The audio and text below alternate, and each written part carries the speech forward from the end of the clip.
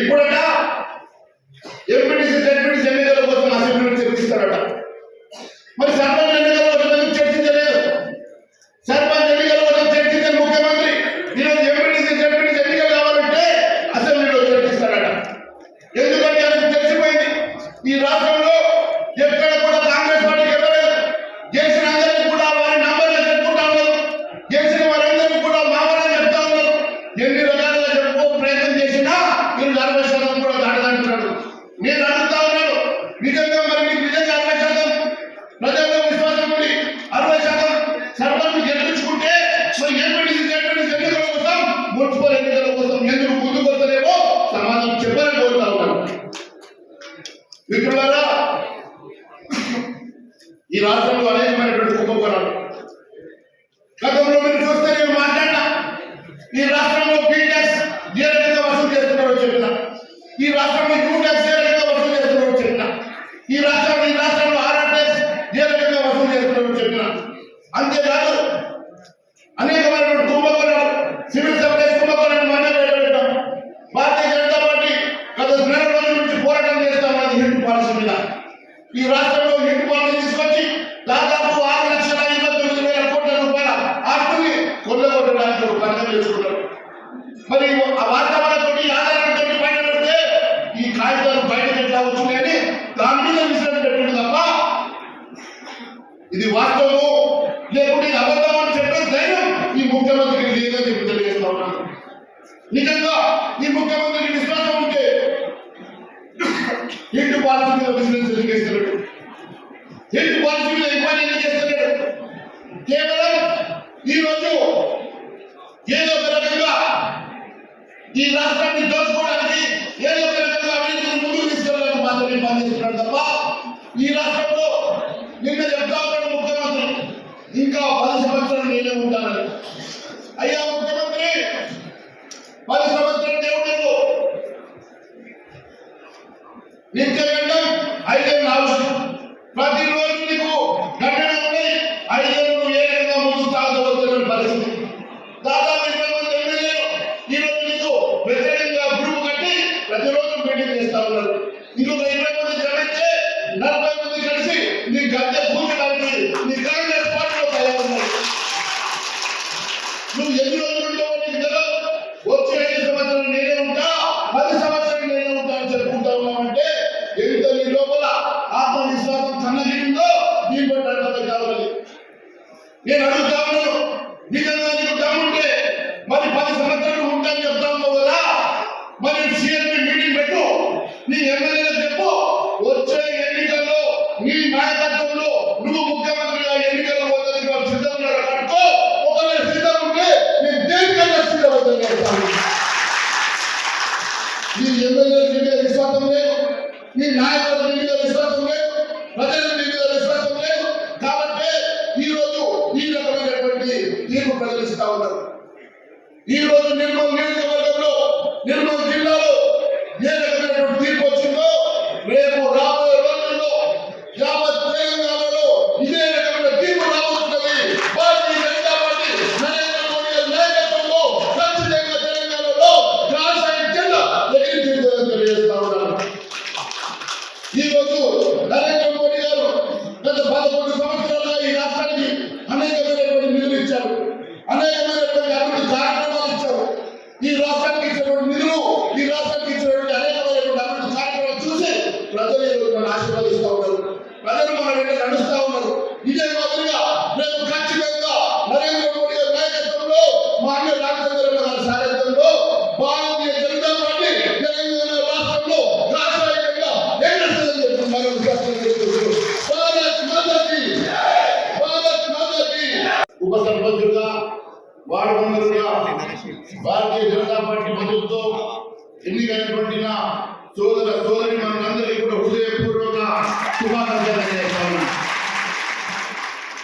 మిత్రులారా, కాషాయాన్ని నమ్ముకొని, భారతీయ జనతా పార్టీ నమ్ముకొని, భారతీయ జనతా పార్టీ నాయకత్వాన్ని నమ్ముకొని, ప్రజలతో మమేకమై, ప్రజల విశ్వాసం చూరుకొని, ప్రజల్లో ఉండి, ప్రజలతో ఎన్నుకోబడ్డ నా భారతీయ జనతా పార్టీ నాయకులందరికీ కూడా అప్రయోజనం శుభాకాంక్షలు తెలియజేస్తాను.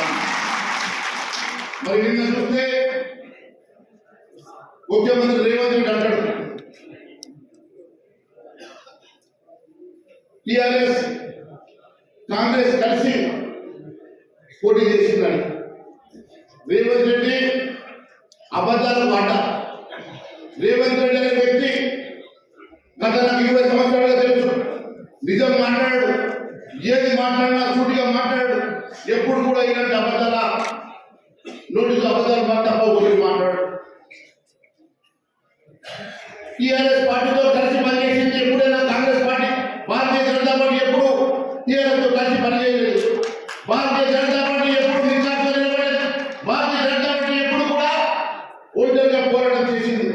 కానీ గతంలో చూస్తే కాంగ్రెస్ టిఆర్ఎస్ కలిసి అధికారాన్ని పంచుకున్నారు, కలిసి పోటీ చేసింది.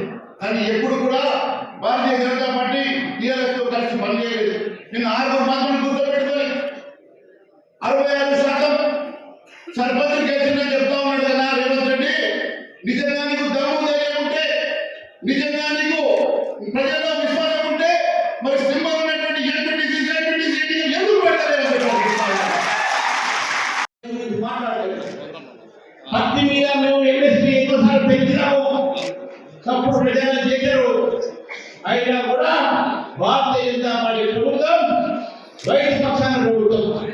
పత్తి రైతు కానీ మీరు భూమి రైతు కానీ ఏ రైతు కూడా నష్టం చేయకుండా ఈరోజు భారతీయ జనతా పార్టీ ఫసల్ బీమా యోజన తీసుకొస్తే ఈ ప్రభుత్వం ఎందుకు దాన్ని ఎవరు పట్టట్లేదు అడుగుతా ఉన్నారు. కేంద్ర ప్రభుత్వం తీసుకొచ్చిన అనేక పథకాన్ని ఈరోజు రాష్ట్ర ప్రభుత్వం మీరు కాకేస్తా ఉన్నారు. కేంద్ర ప్రభుత్వం ఇప్పటి వరకు 12 లక్షల కోట్ల రూపాయలు తెలంగాణకి ఇచ్చింది. ఈ అభివృద్ధి కూడా తెలంగాణలో నరేంద్ర మోదీ గారు గత 5 విషయాన్ని కూడా మనం గుర్తుపెట్టుకోవాలి. ఈ 2 పాలన కూడా చేసి చేయలేదు. ఒక పార్టీ దోచుకున్నది ఎంతమంది పోవాలని కొట్లాడుతూ ఉన్నాం, ఇంకో పార్టీ ఇల్లుని ఏ విధంగా దోచుకోవాలని వాళ్ళు ఆలోచిస్తూ ఉన్నారు. రాష్ట్రం కోసం ఆలోచించే పార్టీలు కావు. కాబట్టి ఈ రాష్ట్రాన్ని మనం బాగులేదంటే, తెలంగాణ నిజంగా బంగారు తెలంగాణ కావాలంటే, తెలంగాణ అభివృద్ధి మార్గంలో పోవాలంటే భారతీయ జనతా పార్టీ మాత్రమే దానికి ప్రత్యామ్నాయం. రాబోయే ఎన్నికల్లో భారతీయ జనతా పార్టీ మంచి కార్యక్రమాలు గెలుచుకుంటారు.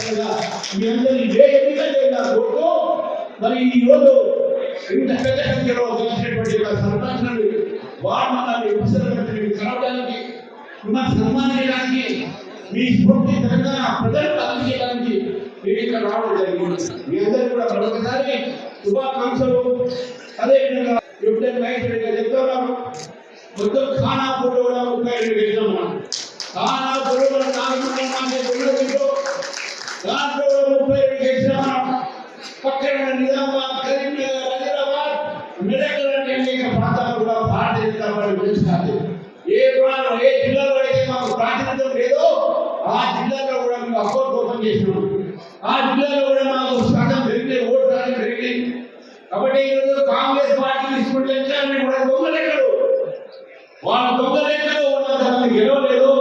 గెలిచినంత మావాడే అని చెప్పుకునే అంజయ్ గారు ప్రిన్సిపల్ ఉపచారం చేస్తున్నారు. మీరు రేవంత్ రెడ్డి గారు చెప్తాను, ఇక ఇప్పటికైనా సరే ప్రజలకు బాగా ఆలోచించండి. రైతులకు రైతు బంధు ఇవ్వండి, విద్యార్థుల ఫీజు రీయింబర్స్మెంట్ ఇవ్వండి. విద్యార్థుల ఫీజు రాను ఏదైతే ఆయుష్మాన్ భారత్ అంటే పెట్టండి. కనీసం మీరు ఆరోగ్యశ్రీ బకాయిలు హాస్పిటల్ ఇవ్వండి. మీరు క్లియర్గా ఏదైతే మీరు అనేక రకాలైనటువంటి అవినీతి పనిచేస్తున్నారో దాన్ని ఆపండి. ప్రజల్లో ఒక ప్రజా పరిపాలన మీద మీరు ప్రజా క్షేత్రంలో వారికి న్యాయం చేయండి. 2 సంవత్సరాలు పూర్తి చేసిన తర్వాత తెలంగాణ ప్రజలకు జీవితాలు మార్పు రాలేదు. కాబట్టి తెలంగాణ ప్రజలు గమనిస్తున్నారు. రాబోయే రోజుల్లో మీకు తప్పకుండా బుద్ధి చెప్తారని తెలియజేస్తూ ఈ అవకాశం మరొకసారి ధన్యవాదాలతో 103 సార్లు గ్రామ పంచాయతీ ఉంటే 181 ఉంటే 103 చేశారు. నిర్మల్లో కూడా 120 ఉంటే దాదాపు 81 ఓట్లు చేశారు. ఈ విధంగా చూసుకుంటూ పోతే మొత్తం తెలంగాణలో ఈరోజు 1000 పైగా భారతీయ జనతా పార్టీ గ్రామ పంచాయతీ సర్పంచ్ గెలిచినటువంటి దాఖలా బీజేపీ ఉండదని చెప్పి కూడా గుర్తుపెట్టుకోవాలి. అంతేకాకుండా 1200 పైగా ఉప సర్పంచులు వేస్తాం, 10,000 పైగా వార్డు మెంబర్లు వేస్తాం. ఇది భారతీయ జనతా పార్టీ గతంలో కేవలం 163 గ్రామ పంచాయతీలు మాత్రమే బీజేపీ ఖాతాలో ఉండే. కానీ రానున్న గ్రామీణ ప్రాంతంలో భారతీయ జనతా పార్టీకి ఆదరణ, బలము, ప్రజల ఒక విశ్వాసం భారతీయ జనతా పార్టీ పెరిగింది. ఈ తీర్పు ఏదైతే మీరు ఇచ్చారో స్థానిక ఎన్నికల్లో, ఈ తీర్పు కాంగ్రెస్ పార్టీకి వ్యతిరేకంగా, బీఆర్ఎస్ పార్టీకి వ్యతిరేకంగా, బీజేపీకి నరేంద్ర మోదీ గారికి ఒక పక్షాన ఈ ఓటు అని చెప్పేసి కూడా మనం గుర్తుపెట్టుకోవాలి. ఈరోజు నరేంద్ర మోదీ గారు వారు తీసుకున్నటువంటి అనేక కార్యక్రమాలు పేద ప్రజల కోసము, గ్రామీణ ప్రజల కోసమే ఉన్నాయి. ఈరోజు 5 కిలోల బియ్యం ఉచితంగా వస్తున్నదో మనకు, ఆ ప్రోగ్రాం మొత్తం కూడా భారతీయ జనతా పార్టీ నేతృత్వంలో నరేంద్ర మోదీ గారి ప్రభుత్వం తీసుకున్నటువంటి నిర్ణయం. ఈరోజు గ్రామానికి రోడ్డు వచ్చేటటువంటి కార్యక్రమాలు ఏదైతే ఉన్నాయో, ప్రధానమంత్రి సడక్ యోజన కింద వచ్చేటువంటి కార్యక్రమాలు ఉన్నాయి. ఈరోజు హైదరాబాద్ ఏదైతే రోడ్డు చూస్తున్నామో నేషనల్ హైవే, అది కూడా నరేంద్ర మోదీ గారి ప్రభుత్వం చేసేటువంటి ఘనత గుర్తుపెట్టుకోవాలి. ఈరోజు రైల్వే స్టేషన్ నిజామాబాద్ నుంచి హైదరాబాద్ పోతూ నిర్మల్ కూడా వచ్చినటువంటి ఒక రైల్వే స్టేషన్ ఉందో, అది కూడా నరేంద్ర మోదీ గారు 5,000 కోట్ల రూపాయలతో పెట్టినటువంటి ఒక ప్రాజెక్ట్. ఇక్కడ చిన్న ఇరిగేషన్ ప్రాజెక్ట్ ఉన్నాయి, దానికి కూడా లక్షల రూపాయలు ఇచ్చి మరమ్మతు చేసినటువంటి ఒక ఘనత కూడా నరేంద్ర మోదీ గారి ప్రభుత్వం ఈరోజు చేస్తా ఉన్నారు.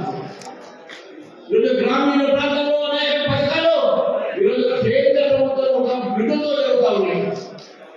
ఫైనాన్స్ కమిషన్ ఇచ్చినటువంటి ఒక ఏవైతే నిధులు వస్తే ఆ నిధులు బీఆర్ఎస్ ప్రభుత్వం దారి మళ్ళించింది. ఈ ప్రభుత్వం కూడా రేపు రాబోయే రోజుల్లో ఈ యొక్క నిధులు దారి మళ్ళించడం ఉంటారంటే, రేపు మనకి ఎంపీటీసీ, జెడ్పీటీసీ ఎన్నిక జరిగితే భారతీయ జనతా పార్టీ అభివృద్ధి చేపిస్తే ఆ నిధులు డైరెక్ట్ గా గ్రామ పంచాయతీ వచ్చే ప్రయత్నం చేస్తాము. లేకుంటే కాంగ్రెస్ పార్టీ ఆ నిధులు గ్రామానికి ఇవ్వని చెప్పడం తెలియజేస్తున్నారు.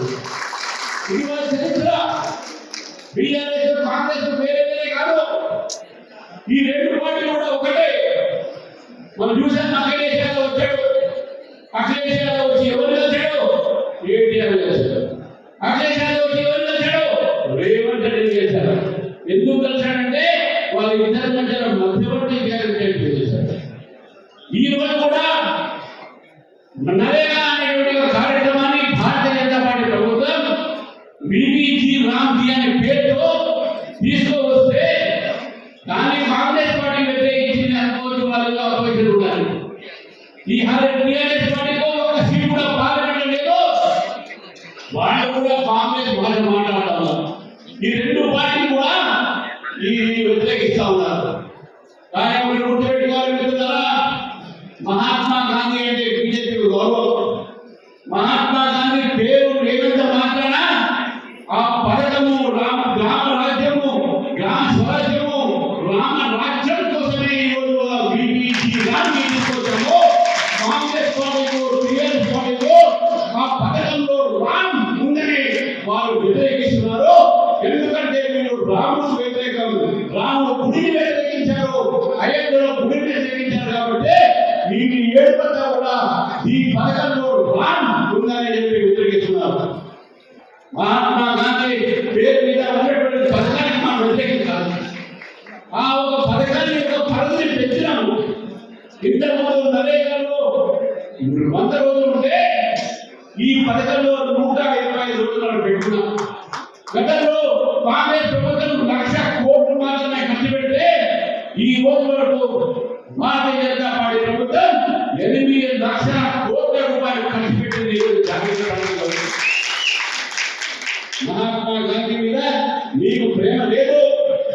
మహాత్మా గాంధీ గారి పేరు ఆ గాంధీ తీసుకొని మీకు తోక కట్టించుకున్నాగానే మీరు గాంధీ గారు అనే విషయాన్ని రాహుల్ గాంధీ సూచన చేస్తా ఉంది. ఇదంటారు వాళ్ళు భారతీయ జనతా పార్టీ కార్యాలయం మీద దాడి చేశారట. బిడ్డ మీరు కార్యాలయం మీద దాడి చేస్తే మా దాడి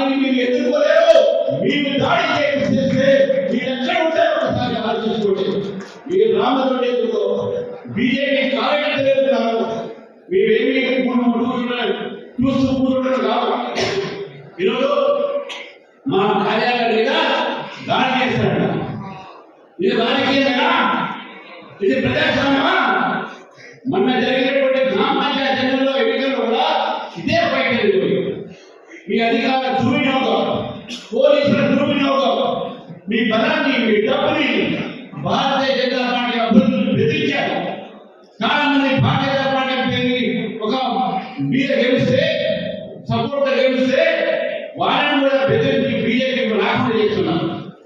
రెండు పార్టీలు కూడా, కాంగ్రెస్, టీఆర్ఎస్ పార్టీ రెండు పార్టీలు కూడా బీజేపీని గెలవలేకుండా చేసే ప్రయత్నం చేశారు.